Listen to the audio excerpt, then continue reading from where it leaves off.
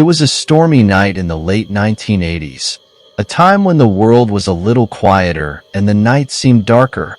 Glenwood, a small, secluded town in Colorado, lay shrouded in the kind of eerie stillness that only a thunderstorm can bring. The wind howled, rain poured down in relentless torrents, and the sky was a canvas of flashing lightning and rolling thunder. My father, an electrical engineer named Frank, was returning home from a long day at a job site. He had a reputation for working late into the night, often navigating the winding, rural roads of Glenwood in the dead of night. His job required it, and besides, he found a certain peace in those quiet, solitary drives. But this night was different. This night would leave an indelible mark on his memory. As Frank drove his old, reliable pickup truck along the muddy, rutted dirt road that led to his small cabin, he noticed how the headlights barely pierced through the sheets of rain. The cabin, which he shared with his close friend and colleague, Mike, was a humble abode nestled among tall, whispering pines. Mike had left that morning for a trip out of town, leaving Frank to his own devices for the next few days. Rounding a bend, Frank's headlights briefly illuminated a large willow tree, its branches swaying violently in the storm. Beneath it, huddled against the trunk, was a figure. Frank slowed down, squinting through the rain-streaked windshield. As he got closer, he saw it was a woman, seemingly in her late 20s, with long, tangled blonde hair. She was drenched, her clothes clinging to her frame, and she clutched a large bundle wrapped in cloth tightly to her chest. Being the kind-hearted man that he was, Frank pulled over and rolled down the passenger window. "Hey there, you need a ride? It's pouring out here." The woman looked up, her blue eyes wide with relief and a hint of something else, something Frank couldn't quite place. She nodded vigorously. "Yes, please. Thank you so much." She climbed into the truck, water dripping from her clothes and forming a small puddle on the floor mat. As she settled in, Frank noticed the bundle she carried. It was large and bulky, wrapped in a faded, old quilt. She held on to it as if her life depended on it. "What's your name?" Frank asked, trying to keep the conversation light despite the unsettling atmosphere created by the storm. "Mary Lou," she replied, her voice soft but clear. "I got caught in the storm while hiking through the canyon. Didn't expect it to get this bad." Frank glanced at her attire: jeans, a simple t-shirt, and sneakers. Not exactly hiking gear. "You weren't exactly prepared for a hike, were you?" Mary Lou let out a nervous laugh. "No, I wasn't. Left on a whim. Thought it would be a nice day out. Didn't expect this weather." Frank nodded, focusing back on the road. "Well, my cabin's just up the road. You can dry off there and wait out the storm." "Thank you," she said again, her grip tightening on the bundle. Frank noticed but didn't comment. As they drove, the storm seemed to intensify. The rain beat against the truck like a relentless drum, and the thunder roared overhead. Frank felt a growing unease, not just because of the weather, but because of the peculiar woman sitting next to him. There was something about her, something that didn't quite add up. Finally, they reached the cabin. It was a small, rustic structure, its wooden exterior weathered by years of harsh Colorado winters. Frank parked the truck and led Mary Lou inside, offering her several towels to dry off. She took them with her right hand, never letting go of the bundle with her left. "You can stay on the couch," Frank said, pointing to the worn but comfortable piece of furniture in the living room. "My friend is out of town, and I don't feel right letting you use his room without his permission." Mary Lou nodded, her expression grateful but guarded. "That's fine. I appreciate it." Frank introduced himself, hoping to ease the tension. "I'm Frank, by the way." "Nice to meet you, Frank," she replied, her smile fleeting but genuine. To make her feel more at home, Frank turned on the television and handed her the remote. She flipped through the channels before settling on a gangster movie. Frank watched her out of the corner of his eye as she seemed to take a little too much pleasure in the violent scenes, laughing in a high-pitched, almost maniacal tone. Trying to steer the conversation to safer ground, Frank asked about her life. "So, where are you from, Mary Lou? Do you live around here?" Her response was vague and unsettling. "I have no family or friends nearby. It's too far to drive in this weather." Frank's unease grew.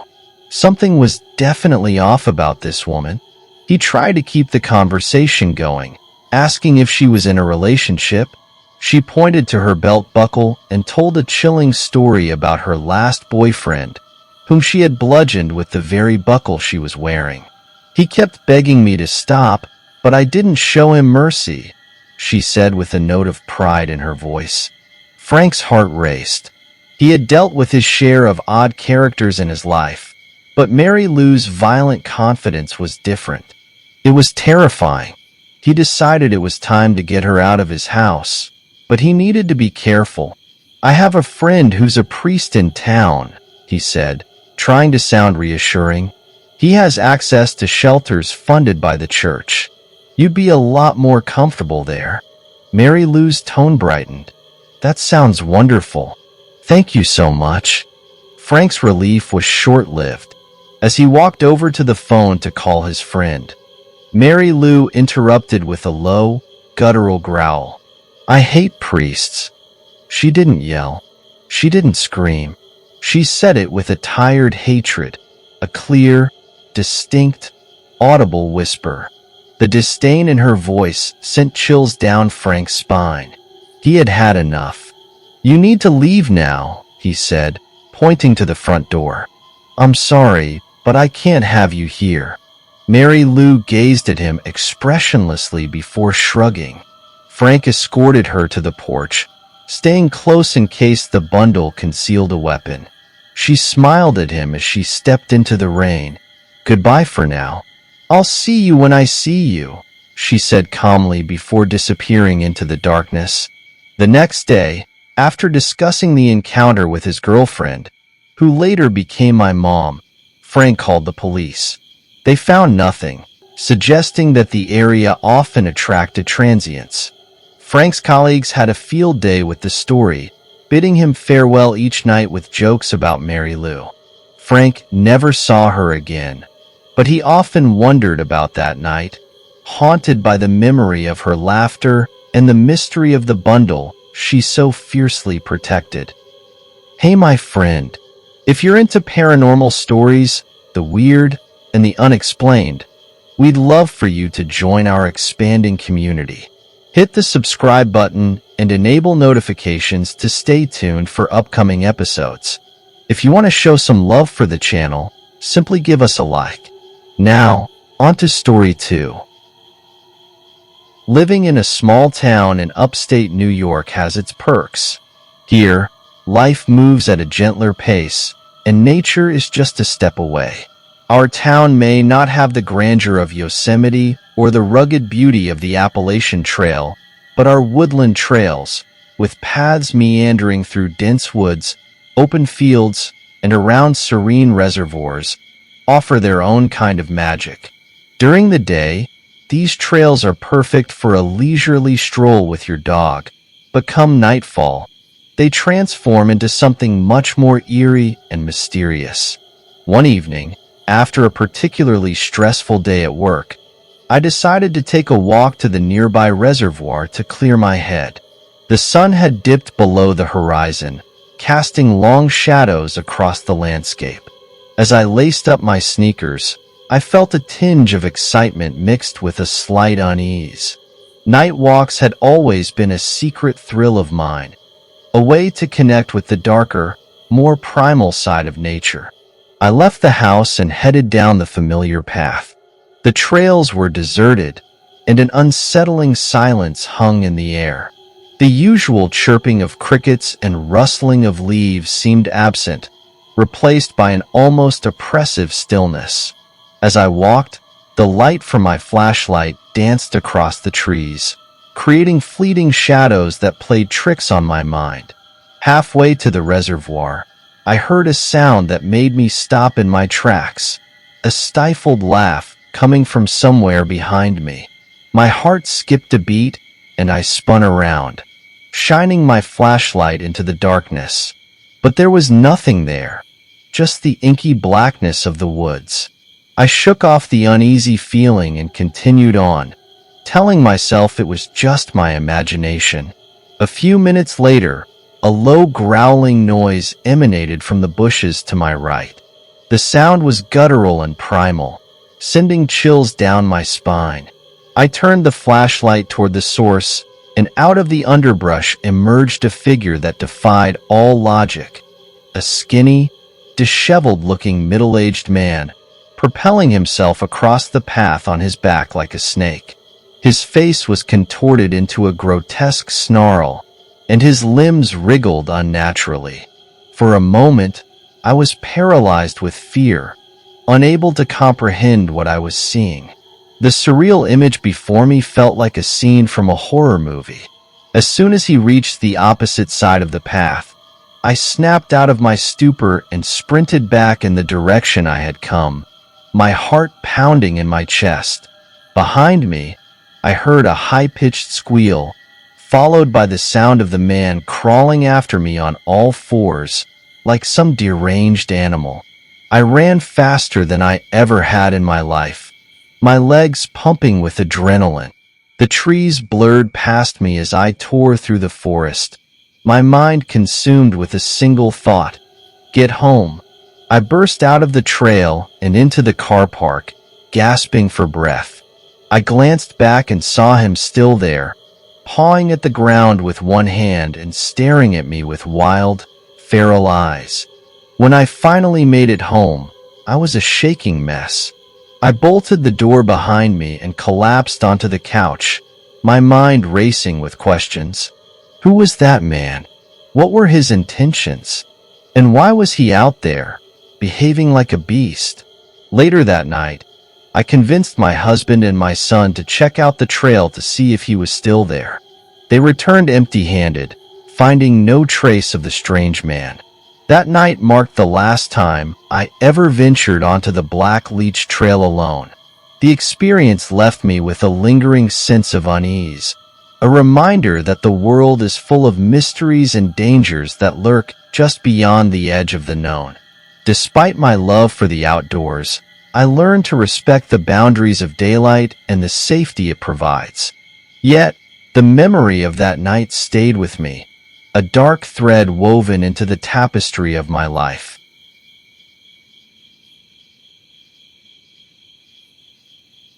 I was 15 that summer, straddling the awkward line between boyhood and whatever comes after. It was the kind of age where everything felt monumental, yet it was all overshadowed by a profound cluelessness about the world. That year, our Boy Scout troop had decided to camp at Hawks Ridge, a rugged expanse of wilderness known for its sweeping views and challenging hikes. We were all eager, buzzing with the kind of excitement that only a promise of adventure could ignite in young hearts. My best friend, Joey, was supposed to share a tent with me. We had spent weeks planning it out. Everything from the snacks we would sneak in to the ghost stories we would tell, whispered in the dark with only a flashlight beam dancing against the canvas walls. But life, as it often does, had other plans. Joey's mom called the night before our departure to say he had come down with something fierce, leaving me to face the wilderness solo. The drive to Hawks Ridge was a blur of verdant landscapes whizzing by and scouts singing off-key to classic rock hits blaring on the radio. Our troop leader, Mr. Harris, a man with an eternal twinkle in his eye, assured us that this trip would be one for the history books. Little did I know how right he would be. Arriving in the late afternoon, the sun began its slow descent, casting long shadows over the forest. As the other scouts paired off and began pitching their tents with practiced ease, I found myself standing alone, staring at the bundle of nylon and poles that would be my shelter for the weekend. It wasn't my first time setting up a tent, but without Joey's quick hands and quicker wit, the task felt monumental. I wrestled with the tent as shadows grew and the forest sounds began to swell. Just when I thought I'd have to swallow my pride and ask for help, a figure approached. It was Derek, a scout from another patrol, known more for his pranks than his prowess in knot tying. "Need a hand?" he asked, a mischievous grin playing on his lips. "Grateful, yet wary," I nodded. With Derek's unexpected assistance, the tent finally stood somewhat straight. We joined the others just as Mr. Harris was summoning us to dinner. The campfire crackled, a beacon in the growing dusk, as we devoured chili and cornbread, the laughter and chatter drowning out the quieter sounds of the wilderness around us. Post-dinner tradition dictated the telling of ghost stories. As the fire died down to embers, the tales grew darker and more twisted, each scout trying to outdo the last. By the time Mr. Harris declared it was time for lights out, my nerves were wound tight, the haunting stories lingering in the edges of my mind. I retreated to my tent, the solitude a stark contrast to the camaraderie of the fire. The night was deeply silent, save for the occasional rustle of leaves and distant calls of nocturnal creatures. I remember feeling a mix of relief and loneliness as I settled into my sleeping bag, the extra space in the tent feeling less like luxury and more like a void. Sleep came surprisingly quickly, exhaustion claiming me.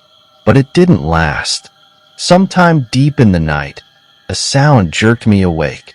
Footsteps, heavy and deliberate, circling my tent. My heart pounded as I lay frozen, listening. The steps would fade away, only to return, each loop tighter around my flimsy shelter. Fear gripped me, raw and visceral. I wanted to call out, to demand identification, but my voice was trapped, thick with terror. It was then I realized our tents, under Mr. Harris's strict safety protocols, were pitched far from each other for privacy and space. I was alone, truly alone. The footsteps stopped, and for a moment, silence. Then, a sudden rush, the sound of someone, or something, moving swiftly away through the underbrush. My curiosity battled with my fear. I thought of Joey, how he'd brave it out, maybe even crack a joke. Buoyed by thoughts of my friend, I unzipped the tent flap just enough to peek outside.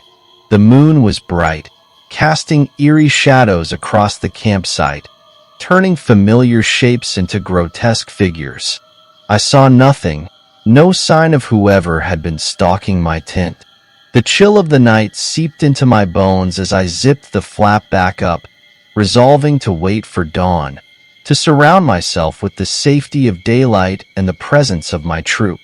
But as I tried to settle back into sleep, the footsteps returned. This time, they seemed more determined, the sound more menacing. It was as if the night itself had come alive with malicious intent.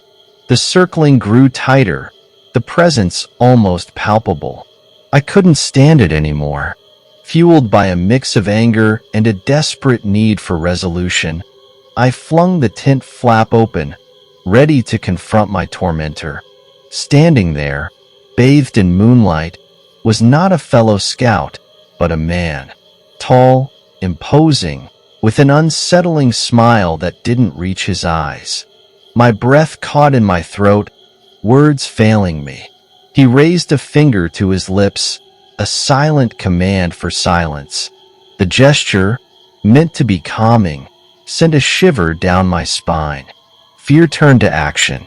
I spun around, adrenaline lending speed to my steps as I sprinted towards Mr. Harris's tent, my shouts shattering the night's calm. The The camp awoke in chaos, scouts and leaders emerging, trying to make sense of the panic. As Mr. Harris and another leader, armed with a hunting rifle, accompanied me back to my tent, the man was gone. But his presence was confirmed by the deep, unsettling tracks encircling where I had slept, a chilling testament to the night's reality. The decision was made swiftly. Tents were moved closer, the illusion of isolation shattered by necessity. The next morning, as dawn broke over Hawks Ridge, we packed up, the adventure ending not with the triumph of new experiences, but with a collective sigh of relief as we headed back to the safety of our homes. I never went camping again. The memory of that night, the looming figure and his haunting silence, stayed with me, a ghost story of my own that was all too real.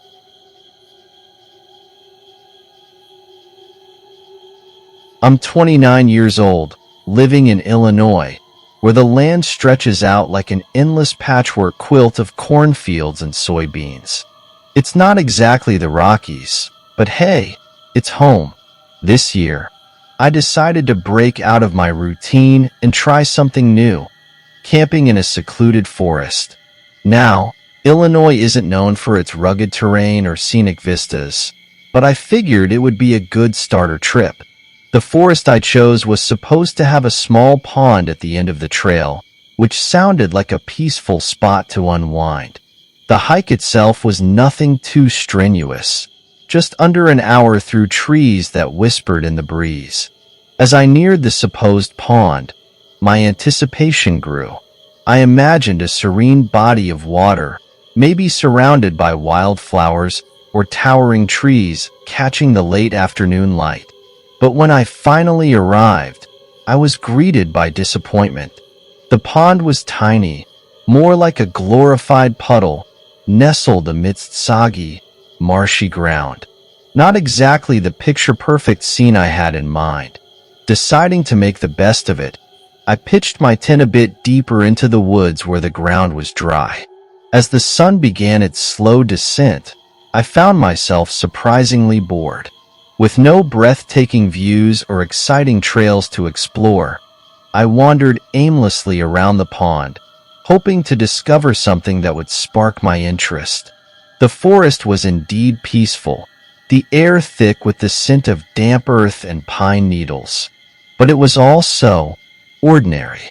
No towering peaks, no dramatic cliffs, just the quiet rustling of leaves and the occasional call of a distant bird.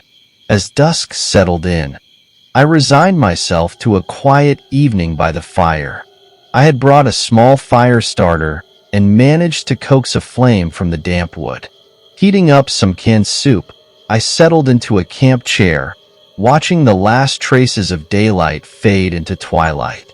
That's when I noticed it, a faint light across the pond, nestled among the trees where I had walked earlier. At first, I dismissed it as my imagination, a trick of the fading light. But as darkness deepened, the light grew stronger, more distinct. It wasn't a campfire. It was a flashlight, or maybe a lantern, moving through the trees. My heart quickened as I watched it flicker and dance, casting eerie shadows on the forest floor. I couldn't shake the feeling that I was being watched, that someone was out there, just beyond the reach of my campfire's glow. An hour passed, maybe more, the light occasionally dimming before flaring back to life. I sat there, transfixed, unable to tear my eyes away from the mystery unfolding across the pond. And then, as suddenly as it had appeared, the light went out. Darkness swallowed the forest, leaving me staring into the void, wondering what, or who, had been lurking just beyond my sight. The rest of the night passed in tense silence. I crawled into my tent, my senses on high alert, every rustle of leaves sending adrenaline coursing through my veins. Somehow, I managed to drift into a fitful sleep, the night passing uneventfully. With the first light of dawn, Curiosity drove me back to the pond. The morning air was crisp, tinged with the promise of a new day. As I approached the spot where I had seen the light, I found it. A heavy-duty flashlight, its batteries drained but otherwise pristine. It lay abandoned in the dew-covered grass, a silent witness to the strange events of the night before. Scanning the surroundings, I saw no signs of whoever had wielded the flashlight. No footprints in the soft earth, no discarded belongings hinting at their identity. It was as if they had vanished into thin air, leaving behind only questions and a growing sense of unease. I debated what to do with the flashlight, my mind racing with possibilities. Was it a harmless prank, a curious passerby exploring the woods at night? Or something more sinister, a prelude to danger lurking just out of sight? My thoughts were interrupted by movement across the pond. Two figures emerged from the trees, their silhouettes stark against the early morning light. Panic surged through me as I recognized them. Two men, strangers in this remote corner of the forest. What were they doing here, and why were they rifling through my campsite? Frozen in place, I watched as they poked around my belongings, their voices low and indistinct. Fear clutched at my throat, paralyzing me as I struggled to comprehend the situation. Should I confront them? Run for help? My mind raced, but before I could decide, one of the men turned toward the pond. For a heart-stopping moment, his gaze locked with mine across the water. I held my breath, praying he hadn't seen me, but the moment stretched on, his eyes boring into mine with chilling intensity. Then, as quickly as it began, he turned away, speaking quietly to his companion before disappearing into the forest. I waited, trembling with a mix of fear and relief, until the forest fell silent once more. With shaking hands, I packed up my campsite, my movements quick and frantic. Every snap of a twig, every rustle of leaves sent me spinning around, half expecting to see the strangers returning. Once everything was packed, I fled into the woods, my footsteps echoing loudly in the stillness. I didn't stop running until I reached the safety of my car, parked at the trailhead. Fumbling for my keys, I threw myself into the driver's seat, heart pounding in my chest. As I sped away from that secluded forest, I couldn't shake the feeling of eyes watching me from the shadows. Had I narrowly escaped something far worse than a simple encounter with two curious trespassers? Or was it all just a misunderstanding, a series of eerie coincidences in the depths of the woods?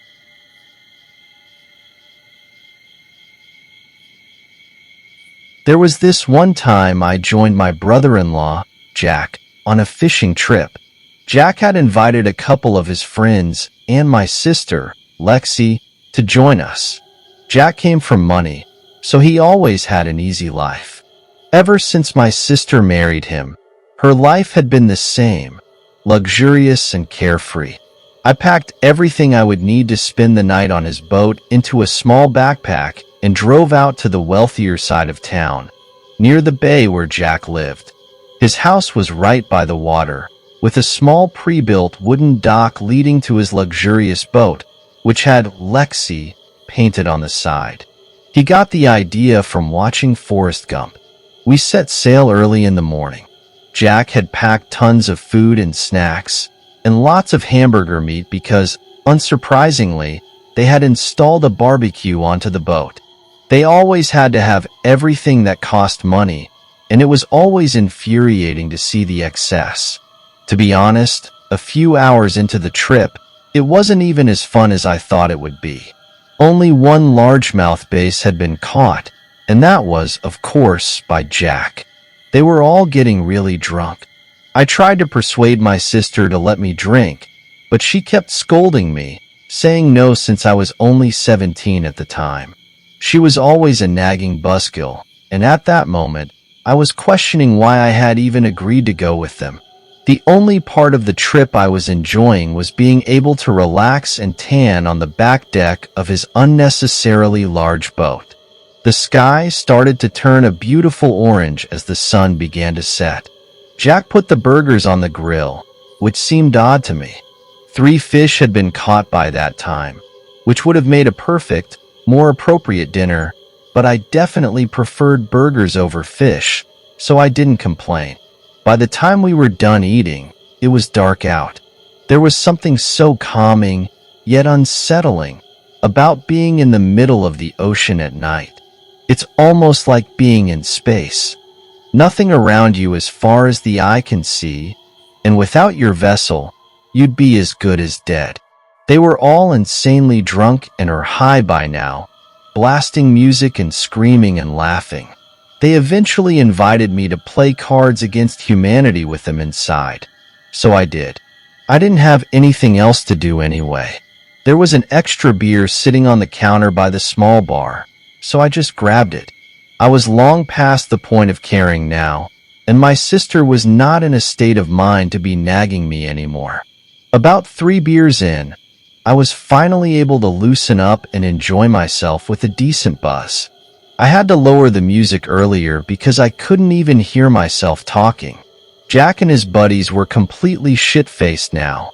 My sister was drunker than I'd ever seen her, but she wasn't quite as bad as them. It was fine though. They were all adults, trying to have a good time, safe and secluded on a boat in calm waters, far from any land where they could cause anyone any harm. But things took a horribly unexpected turn. Over the now much lower music, I and one of Jack's friends noticed a noise coming from outside. I turned off the music completely. There was the sound of 2 men calling for help from outside. We all rushed outside, or at least I rushed to the side of the boat. There, over the ledge, was a much smaller boat with 2 men looking up at us. I asked them what the problem was.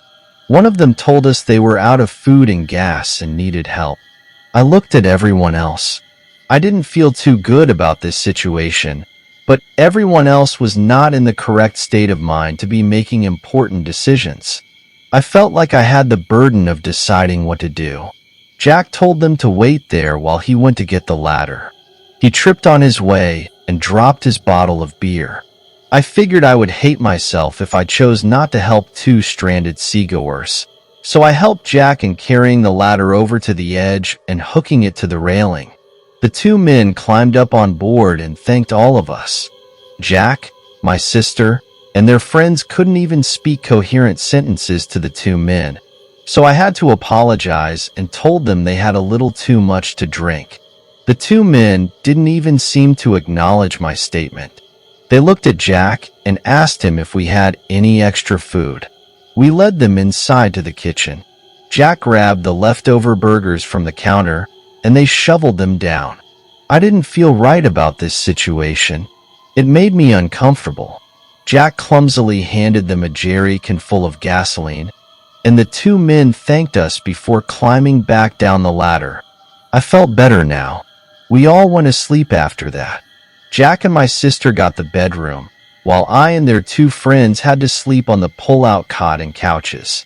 I was rolling around the rock-hard couch for about an hour, trying to get some sleep. Eventually, I had to get up to get a drink and use the bathroom.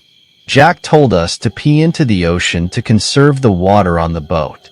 I opened the door, expecting nothing but the sound of the calm water splashing, but instead, I heard the faint sound of a boat motor along with the splashing of water that would come with a sailing boat. The pitch blackness surrounding the boat prohibited me from finding the source of the sound. I hopped up top by the controls and flipped on the switch for the searchlight. The beam of light provided the perfect amount to search the surrounding waters. Nothing so far. I turned it 90 degrees. Nothing. 180 degrees. Nothing. Then I reached about 3/4 of a whole spin around, and there was the boat from before.